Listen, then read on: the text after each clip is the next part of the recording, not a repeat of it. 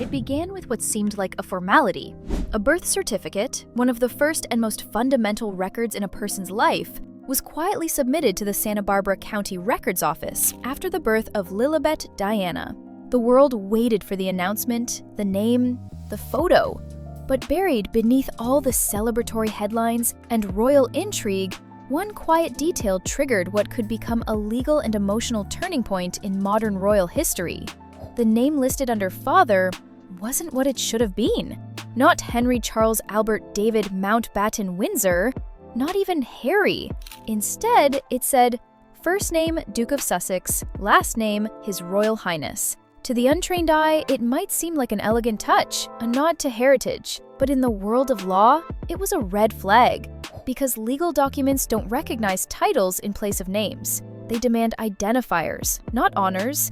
A child's birth certificate isn't the place for royal styling. It's a contract with the state, a factual legal artifact. And Prince Harry, in that moment, was legally reduced to a placeholder, a symbol without substance. This wasn't just about paperwork. This was about parental status and legal legitimacy. For any father, this would raise concern. For Harry, whose life has been defined by title, lineage, and constitutional legitimacy, it represented something far more alarming: the erasure of identity within his own family. And so the question hangs, was this just a bureaucratic slip-up? A misunderstood royal flourish? Or was it something far more intentional? Months later, the ripple effect began to show itself. According to whispers in diplomatic circles and insider accounts, Harry and Meghan encountered repeated delays and obstacles while trying to obtain passports for their children, specifically for Lilibet.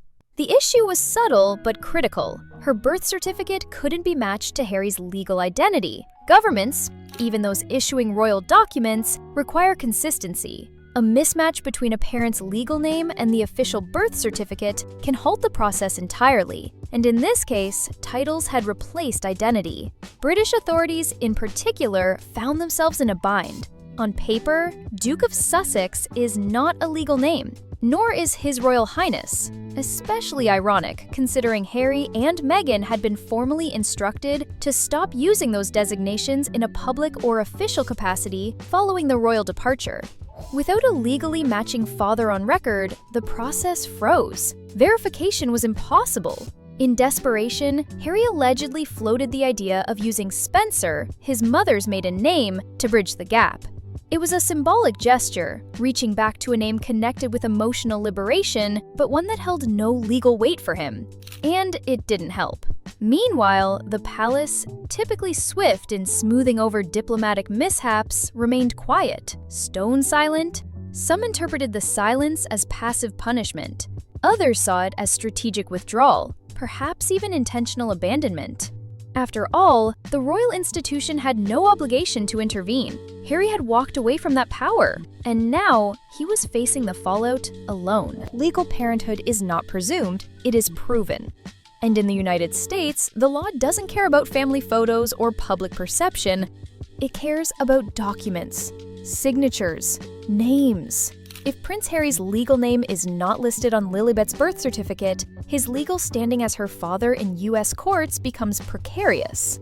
Should Meghan withhold consent, Harry would be legally prohibited from taking the children abroad, making educational or medical decisions, securing joint legal custody in a divorce. And that's just the beginning. Rumors now suggest that Meghan controls all of the children's critical documents: original birth certificates, social security records, passport applications. If true, this gives her unilateral control over access, travel, and identity management. If she refused to hand over a passport, he couldn't board a plane with his own children. If she objected to a school, he'd have no ability to override her. More troubling still is the scenario of divorce. If Meghan were to file first, or preemptively relocate, the court would view her as the custodial parent. Without his name on official records, Harry would need to establish paternity through a legal process before even entering custody proceedings. By the time that process concluded, Meghan could be living in another state or another country. She could have moved the children, altered their routines, and shaped a new life, all before Harry's legal standing caught up. In that reality, Harry isn't a father. He's a petitioner. In early 2023, a quiet record appeared in the California Department of Public Health. An amended birth certificate had been filed for Lilibet Diana. The change went unnoticed by the public and unmentioned by the couple's media representatives. No press release, no press inquiry, no discussion. But for those watching closely, the timing was suspect. It came just as legal speculation surrounding the birth certificate intensified, when analysts, pundits, and legal experts began to question its validity. Why was it amended? California law allows for a birth certificate to be updated if it was filed incorrectly. The causes may vary: a misspelling, an omitted middle name, or, in more serious cases, an incorrect parent listed on the record. So what exactly changed? We don't know. California law permits such amendments to remain sealed, and unless a public legal challenge emerges, the original document may never be seen again. That opacity raises its own concerns. If the fix was innocent, why not explain it? If Harry's name was finally added in full, restoring his identity as a legal father, why not confirm it? Was this an admission of guilt, done under the radar to avoid scrutiny?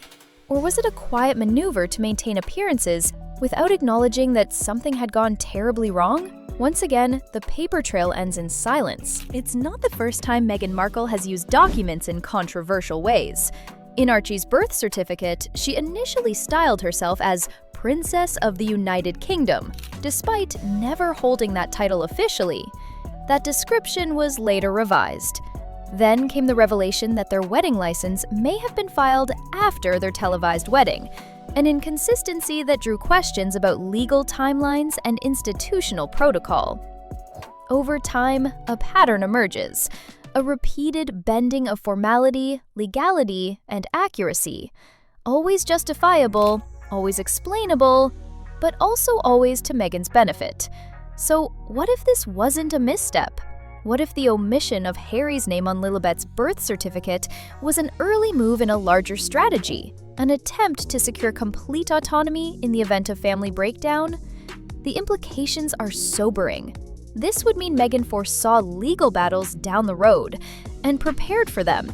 It would suggest that from the very beginning, she understood the power of control, not just over media narratives, but over documents. The kind of control that matters most when love turns to conflict and marriage turns to litigation. And Harry? Sources close to the couple now whisper that he only recently realized how little control he has, that the paperwork that binds his children to him may be more fragile or more manipulated than he ever imagined. In the courtroom, the past doesn't matter. Only the paperwork does. For most of his life, Prince Harry's name was his destiny. A royal birthright, a symbol of power and protection, a name that opened palaces and passed down kingdoms. But in America, far from the castles and crowns, his name has been removed from the very place it should matter most, his daughter's legal identity. The man once raised to believe that his bloodline was sacred now finds himself outside the gates, not of a palace, but of a court. In Santa Barbara County, he is not His Royal Highness. He is not the Duke of Sussex. He is not Prince Harry. He is just a name, possibly missing from the most vital document a parent can possess. And in that absence lies the most profound consequence of all. Without that name on paper, without that legal tie, Harry's role as a father becomes a privilege, not a right, not something protected by title or tradition, just something that depends on a choice someone else made, a pen stroke, a box checked or left blank. And in that act, the monarchy that once gave him everything was replaced by a form that took it all away.